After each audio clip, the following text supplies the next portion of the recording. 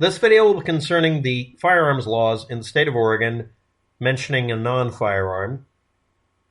And it'll be about Ballot Measure 114 that was voted in by the majority of people in the state of Oregon that voted by a tiny margin, and was mostly voted in by people in cities that already have most of the same laws implemented and wish to inflict their local laws on the entire state. That's one way to argue this.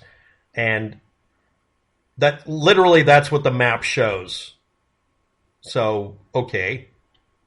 And the new Senate bill 348, because they wouldn't call it 350, so I'm going to call it Senate bill about 350.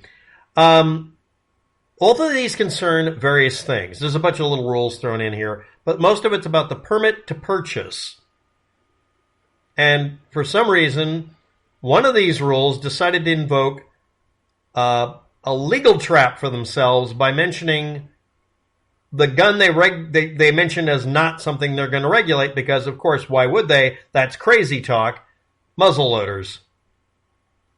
And, of course, there's no mention of me making a DIY firearm or anybody else, because that's called ghost guns, even though ghost guns are guns where you've ground off a serial number, which is already a felony. It's already illegal. Not guns that were made, kept under Second Amendment, because I have a right to make, keep, and bear arms. This has been brought up before and has been established through court precedent, so that the ATF is told you cannot go after people for just making a firearm. But it sure as fuck couldn't cover making a muzzleloader, right?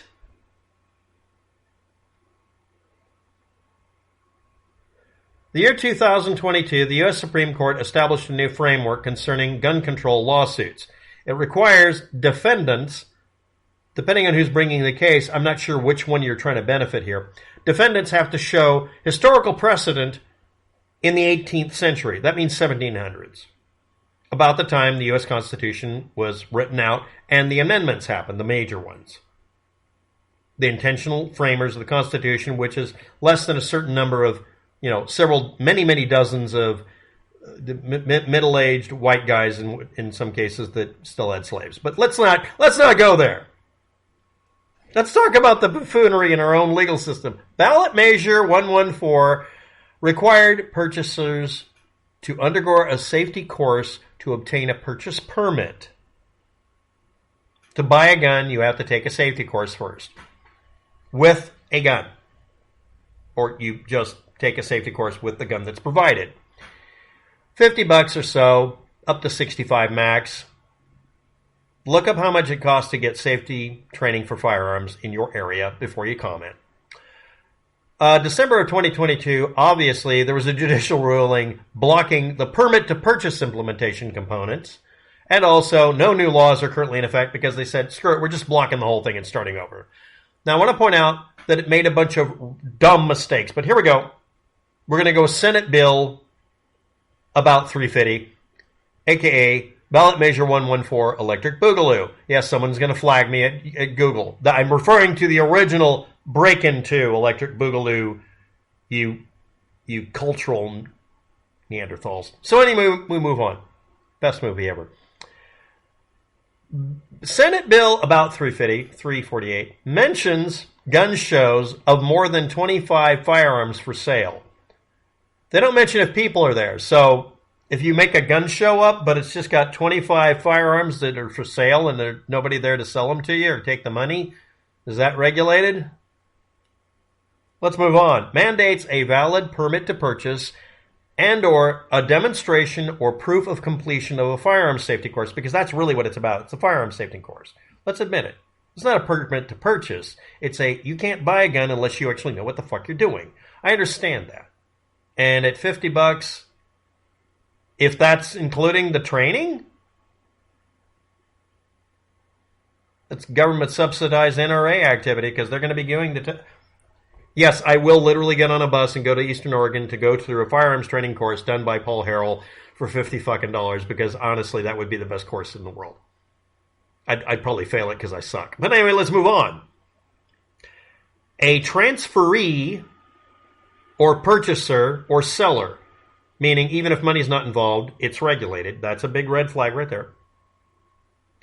For the purpose or acquisition of firearms. Now, some places also say possession of firearms. This is why 114 came in as a problem.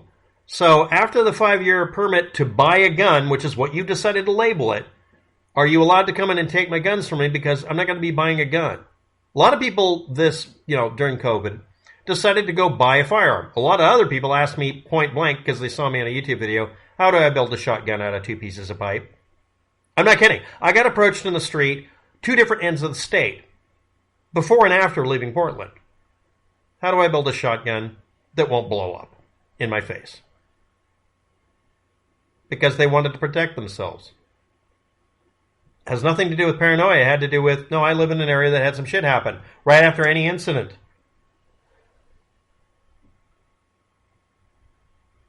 Are we regulated when we make a firearm for personal use? On a federal level, we're not, because they stated that literally the way the laws are interpreted for the Constitution, it's about the constitutionality here. If you regulate whether or not people can just make a firearm, even if you label it a zip gun or a ghost gun like you're an asshole, which these people are, because they use that word, that's a gun that's had a serial number ground off. And another one, this is funny, someone wants to make it work, well, if I put a serial number on the gun I made, is that a ghost gun? Oh, even more so, because you've altered its identification characteristics. You mean putting a serial number on is treated as bad as grinding one off? And the person dead ass said, in an open forum, yes, it's worse, because you're attempting to do a loophole around their ability to prosecute you for trying to follow the fucking law. The motivation behind some of the people I'm dealing with here just make me furious, okay? It's not about saving lives. They don't care. That's not the emphasis. It's not about reducing the gun violence. It's them wanting to get somebody because they're mad at them. It's not a loophole if I'm following the law. I'm trying to find out. If you're making me jump through hoops, give me a reward. But anyway, here we go. Any court challenges have to be filed in Marion County Circuit Court.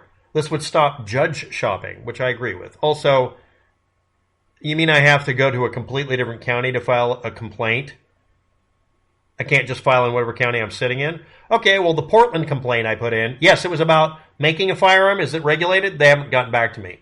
I told them to send it to the address I'm at right now, by the way, which is funny. No letter, no response. This is like the ATF. They just ignore your ass. Am I allowed to make a muzzleloader since it's unregulatable? It's a hunk of pipe with a metal bung driven in the back and welded in place. It's nothing more than that. This is like making an overbuilt shotgun shell made out of steel and just making it be the gun. Just smack it on the back with your hand. How regulatable is that? Anyway, Senate Bill 348, along with this, would ban guns that lack a serial number. And again, by, of course, complying with the law, they'll say, oh, you're making a ghost gun by putting a serial number on it. Yes, nobody's responding. You have to put in a permit system in place before purchasing firearms by July 2024. So it just immediately says, we're not implementing anything here, and we're not restricting you at all. Do whatever you want to. Okay, but if you do the firearms course, it's a de facto, you've already complied. It's just not listed anywhere. So you have to carry the paperwork around. What they do is they say, instead of having a gun permit, you just have all the rest of the shit filled in. Because they're doing these as separate rules. The idea is require a training course to purchase a gun. Require a purchase permit based on it. But if this doesn't go through, you can just use the training course. And they don't specify where you have to take it. And oddly enough, they don't specify that it has to pay a $50 cost. So suddenly you could get gun training done by a gun club if they decide to be generous and do it for free, and it wouldn't cost you the $50, and you would have a de facto purchase permit because you could say, I have the proof here. Well, it's not in a database. You do a background check on me using the instant check like every other state, and this is going to be good enough. So Bill 348, about 350, as we're going to call it, would allow you to purchase a gun until July 2024 and be technically compliant with Ballot Measure 114 de facto. That sounds like people being reasonable. It also sounds like them finding out that having these two components should be separated. The permit would come afterwards, and it would be a 5-year, $50 permit, so you wouldn't have to go in and get training again. Oh, that's right. It doesn't require you to get trained or checked out every 5 years to make sure you're actually not an idiot with a gun. This defeats the entire purpose of the training, but okay, it's like getting your driver's permit at 16. They never require you to prove that you're not an idiot again. 72-hour waiting period for owners to obtain a firearm. Okay, honestly, lots of states do it. I don't give a damn. Again, laughs in milling machine. I'm going to make my own firearm. What else here? Raises the minimum age from purchasing a gun to 21, but allows others younger than that for the following exception: muzzleloaders. And also, let's snuck this in, 22 rimfires are allowed, as well as 22 rimfires are allowed to have more than 10 round capacity if it's a tube magazine traditional 22 rimfire. That way they don't ban the gun. They're backdoor allowing it. Also shotguns and anything that doesn't use an automatic mechanism. That way you have to pull a trigger and do some action, at least one action, to eject the cartridge and reload. Or in the case of the muzzleloader, load it like you're loading shotgun shells and fire it. Okay. Now, by mentioning muzzleloader in the same paragraph with firearm, we have a problem. It can't be passed as a law because the state of Oregon recognized a long time ago, because, oddly enough, of hunting laws, that muzzleloaders are considered, for legal purposes within this document, to be firearms for hunting purposes. Okay. But it's not the law in the state of Oregon that a muzzleloader, unless you're using it for hunting, is a firearm. Did you skip this part? For the purposes of this document, muzzleloaders will be treated as if they are firearms. You have to acknowledge they're not a firearm. I want to bring up antiquated cartridges like pinfire shotguns, which are perfectly legal. You can have a 12-gauge handgun as long as it's pinfire. Doesn't matter that almost but not quite can chamber a shotgun shell. Like a flare gun, it's a special purpose cartridge, and more importantly, it's antiquated, antique, and not regulated on a federal level. States that don't mirror federal level are like California and New York that have a whole bunch of extra laws, and that's acceptable legally. But laws that contradict themselves or use bullshit terms like ghost gun and then misuse them anyway. Oh, and the other one is the 10-round magazine limit for detachable magazines only. What about built-in ones? Oh, they wanted a 10-round limit. Oh, so my 12-gauge pump-action shotgun can have a 10-round mag now. Because most of them don't. Okay, I will fucking put one in. And it'll be designated 3.5-inch only. That way I can pack mini shells and have a 20-round mag. Fuck you. Anyway, none of these laws are implemented. They don't like admitting that. Have at thee. Anyway, till July 2024 or some vagary, you won't be considered a felon for doing what you're allowed to do legally because they haven't passed any laws and actually implemented them. But because 114 went through, you can be declared a felon at any time retroactively. Let's do the about 350 method. If you're an Oregon citizen, go in and get training. Get it cheap, less than $50. Get the paperwork on you. Demand the local police department acknowledge this as compliance with 114 and that you are de facto allowed to have, quote, a firearms purchase permit.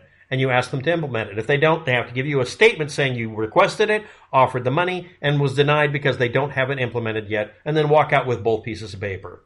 Also, I'd like to mention these are just mirroring laws like in the city of Portland, Oregon, where they required you to go through the same process like this to be a concealed carry permit person. So get an Oregon State concealed carry permit and say, this is de facto the same things. Are you going to acknowledge that? Again, they're having a court case over that. Yeah, making people... Anyway, until they stop writing laws with vague terms and buzzwords, we're going to have these problems. And again, it didn't pass with a major majority. And by the way, somebody else can do a ballot measure and just undo this by making it not there. And it will probably go through this time because, oh my God, what a pain in the ass. And again, they still haven't explained to me whether or not they're going to frickin' make it illegal for me to just make a firearm. Do I need a purchase permit when I make it for me only? And again, why the muzzleloader designation? Thanks for watching. Have a good day. Good luck with all that.